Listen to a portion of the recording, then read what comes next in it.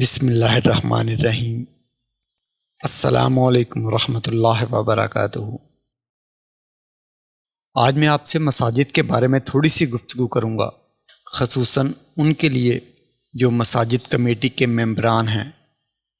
تو بات کچھ اس طرح سے ہے کہ جب بھی مسجد کمیٹی کے پاس کچھ روپے پیسے بیلنس بڑھ جاتا ہے تو ان کی سوچ و فکر بس یہی ہوتی ہے کہ کس طرح اس پیسے کو مسجد کی زیبائش پر خرچ کیا جائے، کس طرح اس پیسے کو اینٹ گارے میں ملایا جائے، چاہے مسجد کی کوئی سائٹ بنی ہی کیوں نہ ہو، اسے توڑ کر دوبارہ سے بنانا پڑے، اس کام میں جلدی کریں گے۔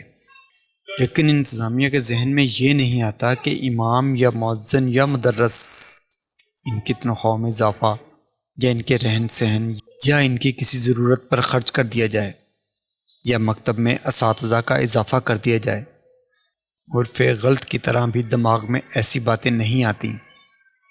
پاک و ہند کی مساجد کے ہزاروں ائمہ کرام کرائے کے مکانوں میں یا مسجد کے ایک حجرے میں رہ کر زندگی گزار کر دنیا سے رخصت ہو گئے، مگر ممبران مساجد کو ذرا بھی رحم نہیں آیا اور خوف خدا سے عاری ہو کر امت کے لاکھوں کروڑوں روپے غیر ضروری تعمیرات میں لگا دیے گئے۔